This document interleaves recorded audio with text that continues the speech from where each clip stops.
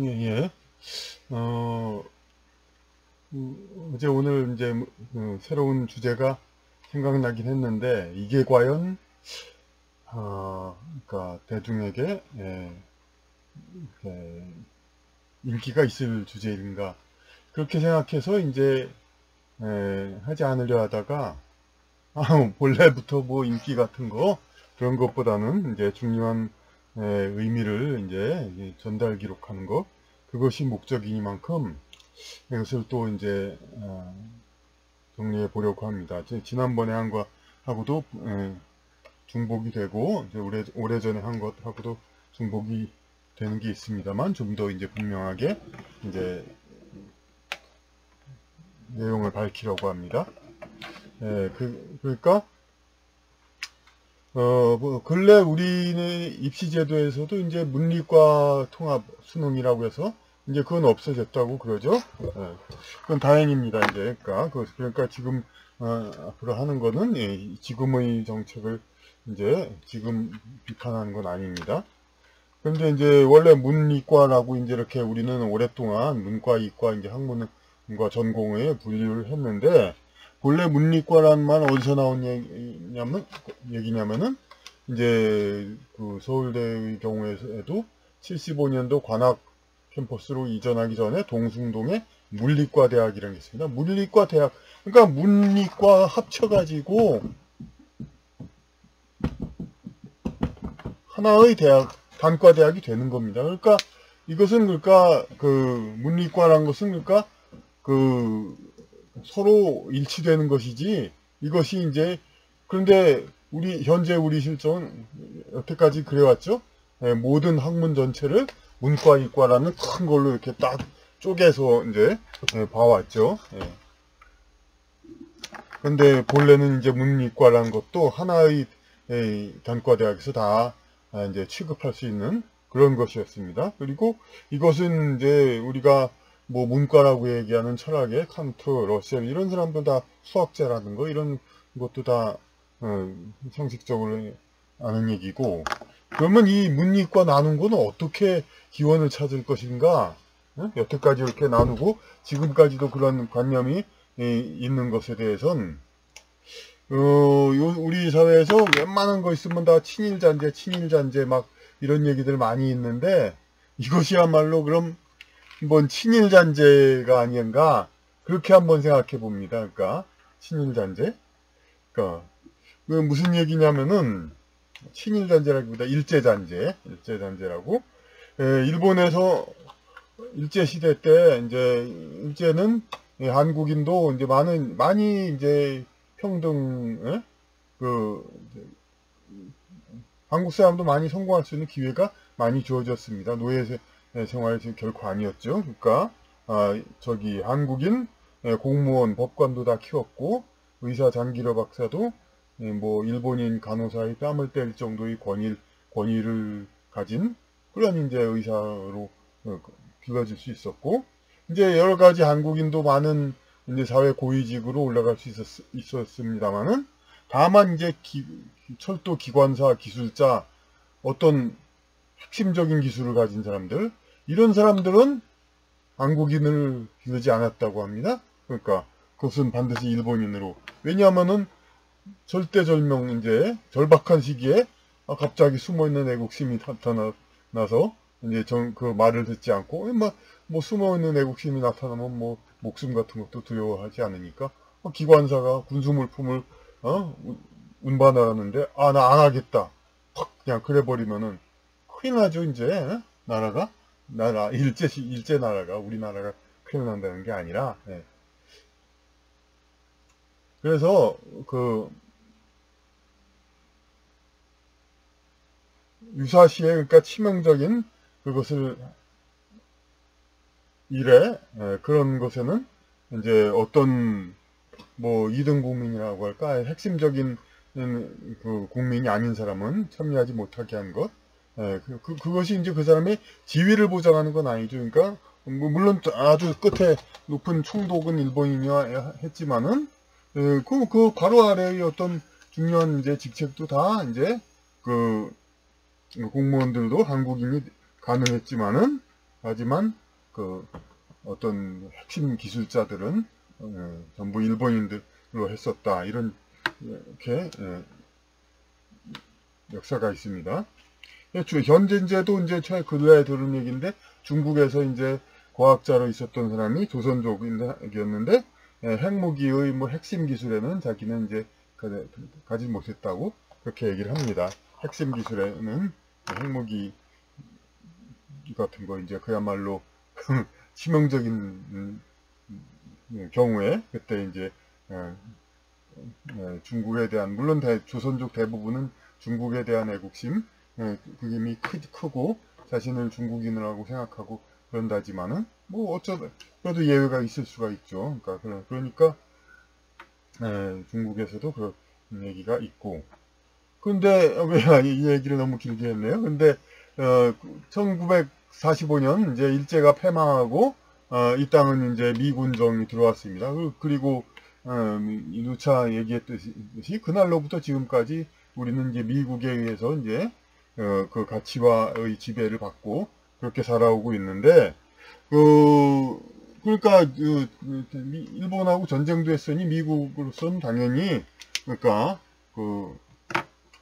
한국이라는 나라를 분명히 이제 친미파로 묶어두고 싶은 그러한 의도가 생각이 있었죠. 그러니까 어떻게 됐냐면은 바로 일제시대 때 그 기관사 등 이제 기술자 등을 순전히 이제 순수 일본인이 해야 됐던 것처럼 이제 해방 후 미군정 치하에서는 이제 모든 자연과학자, 기술자 이런 사람들은 친미파 그러니까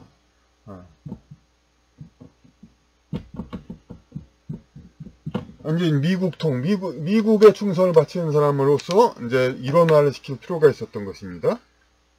그래서 아시다시피 이제 서서히 이렇게 돼가지고 60년대, 70년대부터 우리나라 모든 수학, 과학 교재들은 전부 물론 모든 대학이 그렇지는 않았지만 서울대를 비롯한 곳은 전부 다 영어로 교재를 했습니다. 근데 그때는 그랬습니다. 1학년 때 이제 그 영어로 이제 교재로 수학을 배우고 2학년 전공에서도 자연과학 계열 과목들 전부 영어로 배우고 그럴 때 우리말로는 이게 안 되니까 영어로 배우나 우리말은 하등 언어니까 물론 한글 전용 언어로는 그런 말이 통하지만은 그 말이 맞지만은 과연 그런가 이제 그래서 그런가로 생각을 했습니다. 그리고 어쨌든 간에 미국 동경의 사고방식이 박혀 있으니까 이제 영어로 원서로 공부한다는 건 그것이 아주 뭐 멋있어 보이기도 했죠. 그러니까 근데 이제 근데 문제는 이제 그 영어 원서가 방금 와가지고 따끈따끈하게 해외에서 개발된 신학문, 새로운 이론, 그런 것을 이제 미처 번역이 되지, 새가 없어서 이게 온 게 아니라 이미 번역도 됐고, 충분히 번역도 할 수 있는 책들을 전부 이제 영어로 공부를 하게 된 것이죠. 그렇게 해서, 그러니까 70년대 이후의 모든 엘리트 우리 자연과학자들은 전부 영어로 공부를 했습니다. 그 결과는 아시다시피 다 이제 모든 자연과학자는 이제 영어의 친미파, 이제 미국통, 그리고 먼저도 강의에서도 얘기했듯이 정말로 미국을 갔다 오고 유학을 갔다 온 사람만 자연과학, 수학의 어떤 올바른 개념을 다 파악할 수가 있고 국내에서만 공부해가지고는 이게 참 이제 한계가 있죠. 국내에서도 물론 영어로 공부를 하지만 영어 고급 단어의 개념을 우리가 이제 상구에서 하는 사람이 완전히 파악하기는 좀 어렵죠, 이제.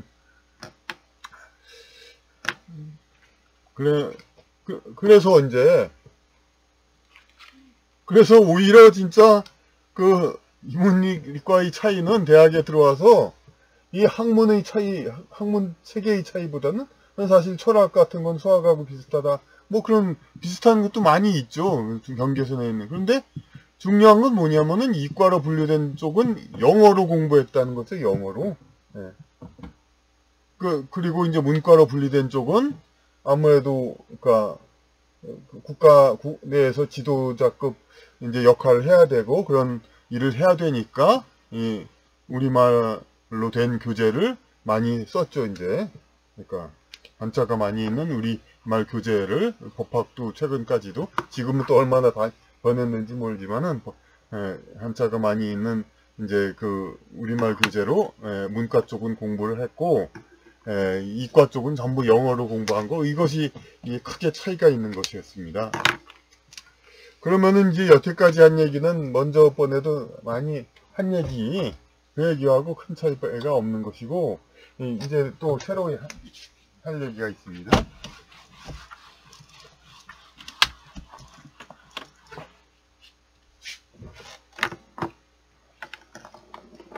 그 70년대 이후 하여튼 뭐 어디든 그렇겠지만은 제가 아는 바로는 많은 자연계 입학생, 이제 특히 그 중에서도 우수한 학생, 법대 이제 경제학과인데는 커트라인이 높아서 실력이 안 돼서 이과계를 갔다든가 그런 사람을 얘기하는 게 아니라 이제 그 아주 상당히 우수생 그런 사람들이 이공계 진학을 한 다음에 중도에 자꾸 이제 난 이건 안 된다. 내 적성이 안 맞다. 그러면서 이제 소위 문과, 이과 나누는 거 이제 찬성 안 한다고 했지만, 소위 문과로 전향하는 그런 사람들이 많았습니다. 이제 노골적인 전향, 완전히 학교를 관둬가지고, 다시 문과로 입학한 경우도 많았고, 문과로 다시 입학을 안 한다 하더라도, 이렇게 실질적인 공부는 전부 그쪽으로 해가지고 이렇게 사실상 일의 업무에 관해서는 그쪽으로 하는 경우가 많았습니다. 이제 이것이 그러니까 근데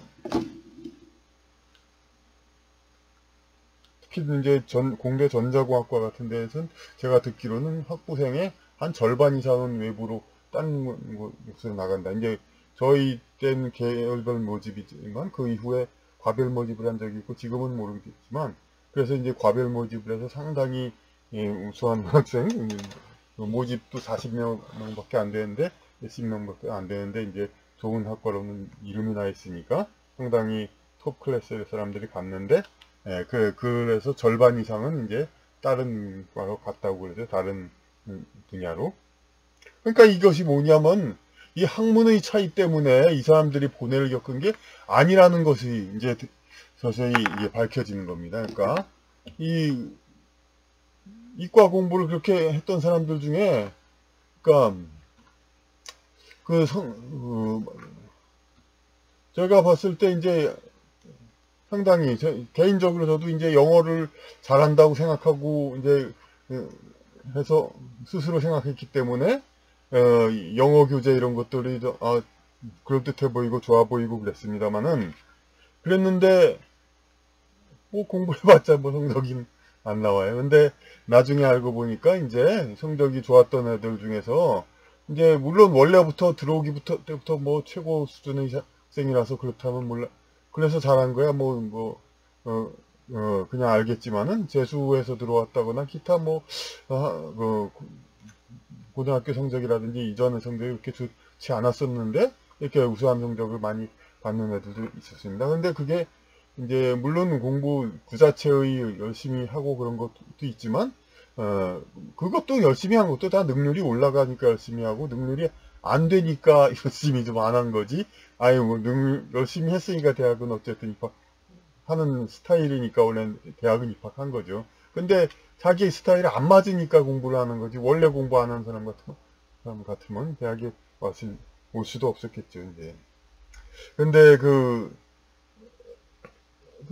그런데 이제 번역본을 이제 교재를 영어 교재를 썼지만은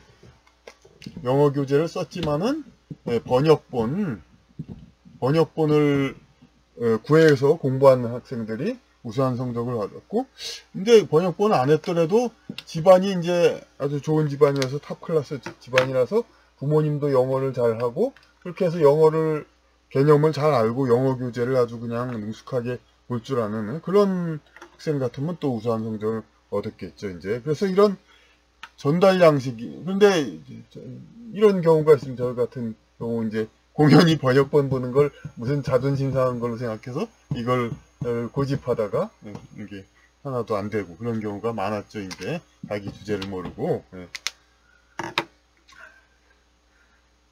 그런데 바로 이런 것들이, 이런 이질적인 학문 전달 방식, 이런 것들이, 예, 이게 문과라든지 문학, 이런 거는 우리말로 이제 그냥 여러 가지 서술이 되어 있는데, 이걸로는 개념들이 파악이 되고 이렇게 잘 되는데, 이제 영어로 된 거 이제 이제 안 들어오니까, 이러니까 어떤 학문적, 외적인 이유로, 아, 이과계 이건 난 적성이 안 맞는다.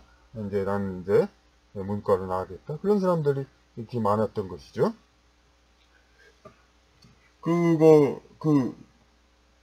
기억나는 것이 있습니다. 이제 몇 개 단어들.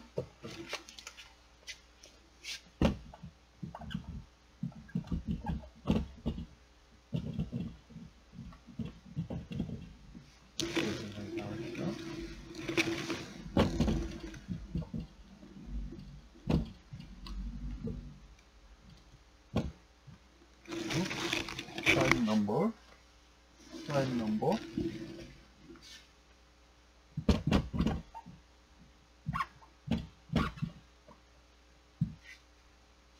한 요 정도만 예를 들어보도록 하죠.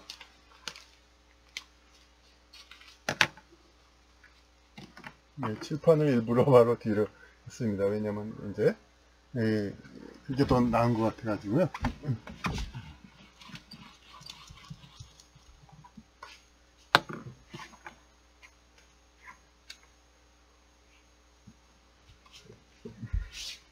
그 1학년 물리에서 로테이셔널 이너셜이라는 단어가 있었습니다. 이게 뭔가 그때 이제 뭐 이 공식해서 푸는 걸로 했지만은 사실 이걸 잘 무슨 소리인지 그때 잘 몰랐습니다. 뭐 그러니까 대학교에 와서 나온 특별한 개념으로 생각했습니다. 그런데 이건 다름 아니라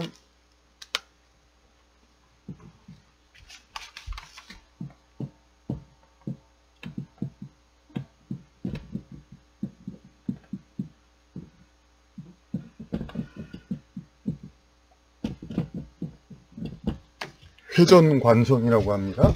네. 로테이셔널 이너시. 그러니까 회전하는 거, 그거의 이제 한번 가는 것이 계속 돌려고 하는 거. 네. 회전 관성인데, 이거를, 이 로테이셔널 이너시라는 거? 그냥, 물론 사전 찾아보고 그러면 뭐 알 수는 있겠습니다만은, 그때 그렇게 사전을 찾을 생각을 별로 안 했습니다. 그러니까. 그래서 그냥 이 개념을 잘 모르는 상태에서 사실 창피한 문제를 풀으려고 애를 쓰고 그랬습니다. 그리고 이건 2학년 때 그런 얘기인데 수학책 프라임 넘버라는 말이 있습니다. 근데 프라임 넘버 근데 이게 뭐냐면은 한참 있다 알았는데 우리가 얘기하는 중고등학교의 소수란 말은 있지만은 우리가 그 0.1, 0.2 하는 소수하고 그거 1, 3, 5, 7, 9, 1, 2, 3, 5, 7 이런 소수하고 우리 구분 안 하고 있죠. 그냥 그게 뭔지. 예. 그러니까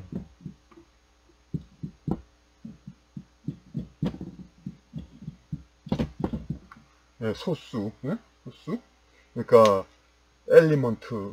근데 프라임 아주 그냥 기본이 되는 나누어지지 않는 1, 2, 3, 4는 안 되죠. 2로 나눠지니까 5, 7, 9는 안 되죠. 짝수는 소수가 그 다음에 뭐 11 그런 식으로 이 개념이 없는 거죠. 그러니까 이게 잘 들어오지가 않았던 거죠. 이제 프라임 넘버니까. 그리고 또 이게 너무 쉬운 얘기지만 또 어려운 걸로 이제 아이덴포턴트라는 말을 또 배웠습니다. 이건 근데 대충 문제 풀이에서 그때 아이덴포턴트라는 말을 어느 정도 쓴 걸로 기억납니다. 근데 아이덴포턴트는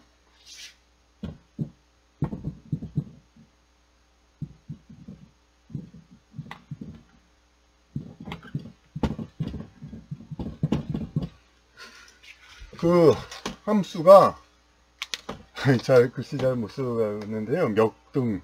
이거 밑에 있는 건 막 그게 쓰는 말이죠. 막. 예. 그러니까 fx는 fx가 fx 계속 똑같다 문제. 어떻게 계속해서 이제 그 어떤 곱하거나 영향을 줘도 이렇게 똑같은 그렇게 만드는 그러한 것을 얘기하는 거죠. 그러니까 그러니까 계속해서 같다. 이제 포괄적으로 아무리 이게 덮는다는 건데 덮었고 또 덮어도 계속 똑같다. 그런 뜻을 가진 거죠. 근데 이건 우리가 이제 우리 말을 배우면은 이제 그 개념이 들어오지만 이 아이덴포턴트, 이 아이덴티칼 포텐셜 그런 이제 그런 뜻은 되겠지만 이 영어 개념 알려면 처음 있어야 되죠. 이제 이렇게 이제 그 문과는 우리말을 당분간 학문을 지속했었지만은 이제 그 이과는 완전히 그러니까 친미파 아니면은 그 어떤 핵심 과학을 할 수 없도록 그렇게 하기 위한 정책에 의해서 우리말이 아닌 학문을 하도록 요구받았기 때문에 이렇게 어떤 많은 이제 인재들이 자연과학을 공부하려고 이제 그 대학에 왔지만은 그 대학 그 학문 체계의 그거에 적응을 못 해가지고 이렇게 도중하차한 경우가 많고, 그리고 또 이제 어떤 기초 개념 그런 것이 이제 잘 정립이 안 되니까 사실 이제 응용과학 그런 거는 개념을 확실히 잘 알지 않더라도 문제는 풀리고 이렇게 어떤 기술 적용은 되니까 어느 정도 발전할 수가 있습니다. 그러니까 우리나라 반도체 무슨 생산 기술 같은 거 세계적이죠. 응용 기술 같은 거. 하지만 이제 기초 기술 이런 거는 우리나라가 이제 어떤 사실 취약할 수밖에 없죠. 이제 하여튼 그건 지난 일이고, 다행히 이제 지금이라도 문이과 분리라는 그런 일제잔재 그것이 이제 사라졌으니까 앞으로는 이제 점점 모든 이제 학문 하는 사람이 이제 어떤 양쪽의 어느 분야의 과학을 그렇게 이분화해서 공부하지 말고 종합적인 학문을 공부하도록 해야 되고, 특히 인문학의 경우는 모든 사람이 다 공부해야 됩니다. 모든 상식적으로 이제 이걸 가지고 최근에 또 그거는 제가 윤석열 후보가 맞는 말이라고 봅니다. 인문학은 그러니까 상식이다. 그걸 때문에 공부할 필요 없다. 그렇다고 진중권 씨 같이 인문학을 전공한 사람들이 인문학 전공한 자를 우습게 보는 건 그게 아니죠. 아니 노래는 누구나 부르지만은 가수면 대단한 사람이잖아요. 돈 받고 노래 부르는 사람, 나훈아 씨 같은 사람.